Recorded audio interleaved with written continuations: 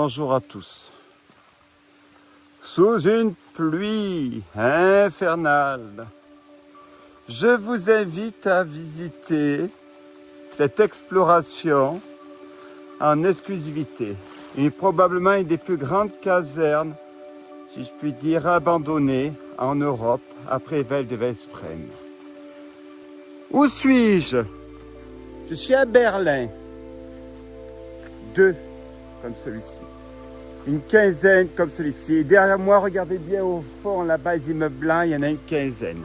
Alors, on va aller se mettre à l'abri. Si vous permettez, on va visiter ce bâtiment. Alors, avant toute chose, pensez à vous abonner sur ma chaîne Urbex et Clément, sur YouTube, sur Instagram, abandonnette.urbex.world.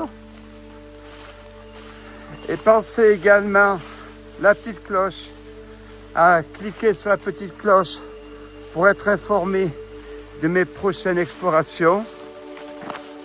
On va se mettre à l'abri. Ah voilà. J'ai pas de chance, hein. D'habitude, je tombe toujours dans les périodes de canicule quand je fais les casernes militaires. Et là, c'est la pluie. Alors, vous avez compris, je suis donc à Berlin. Je suis au nord-ouest de Berlin, dans une des rares casernes qui m'a échappé. Vous avez donc une quinzaine de casernes construites comme ça dans les années 30, qui devaient être probablement construites sur ces fameuses écoles. Ces écoles dissimulaient une armée, parce que l'Allemagne n'avait pas la possibilité, via le traité de Versailles, d'avoir une armée.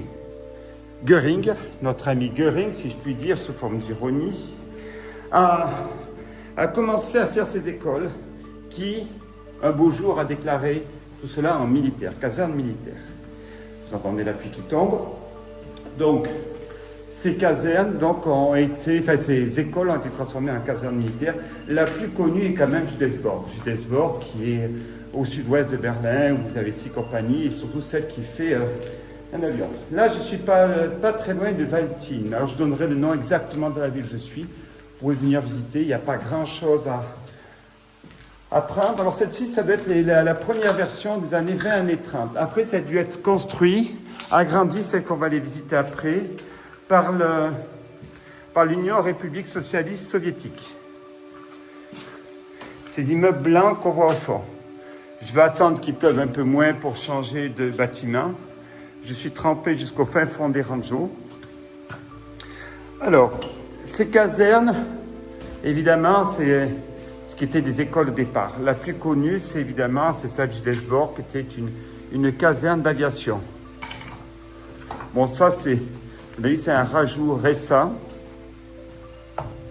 Je pense que ça a dû être récupéré par les communistes.